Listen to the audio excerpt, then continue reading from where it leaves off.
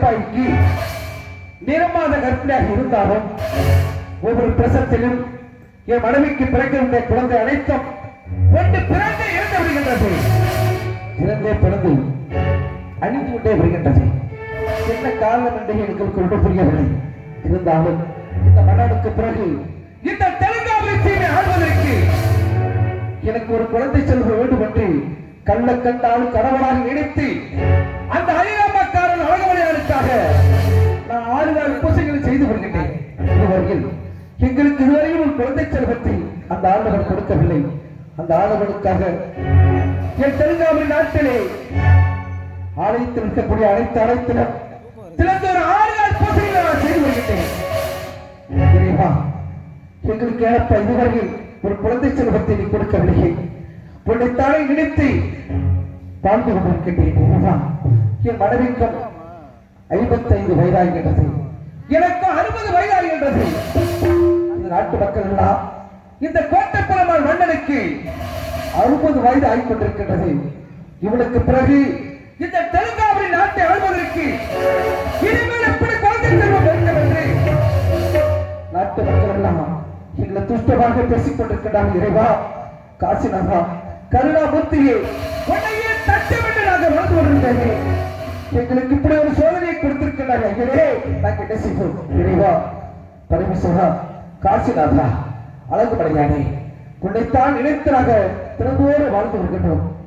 எனக்கு ஒரு செல்வத்தை கொடுக்க வேண்டும். இறைவா, இன்று நான் நம்பிக்கையோடு இதுவரை நான் வாழ்ந்து கொண்டிருக்கிறேன். இறைவா, நாட்டு மக்கள் எல்லாம் இந்த பிள்ளை இல்லாதவர்கள் புத்துக்கு சம்பம் என்று என்னை எப்படி எல்லாம் பேசிக் கொண்டிருக்கிறார்கள் தெரியுமா? ஆண்டவரே, பிள்ளை இல்லா பாவி என்று பாவி என்று என்னை பாவி என்று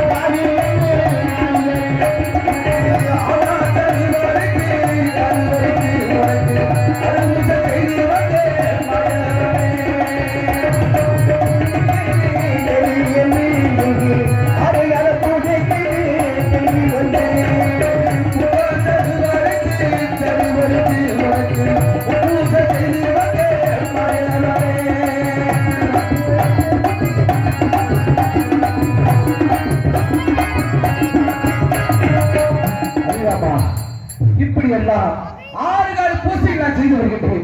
மக்கள் இல்லாத மாபாவி, பிள்ளை இல்லா பெருமாவி என்று இந்த நாட்டு மக்களை இழிவாக பேசிக் கொண்டிருக்கிறார்கள். அறிவாகா, எனக்கு பிறகு நாட்டை ஆள்வதற்கு ஒரு குழந்தை செல்வம் தான் வேண்டும் என்று எனக்கு ஒரு மனிதனுக்கு 16 செல்வங்கள் வேண்டும்.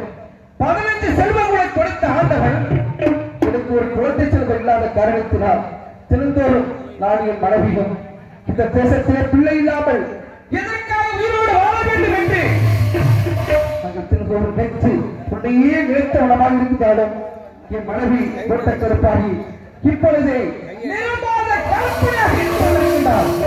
அரிராமக்காரா, அழகுமலையானே, இந்த முறையாவது என் மனைவிக்கு உயிரோடு ஒரு ஆட்களுக்கு பொறுப்பாக என்று நம்பிக்கையோடு இருக்கின்றேன். இறைவா, நம்பிக்கையோடு இருக்கின்றேன்.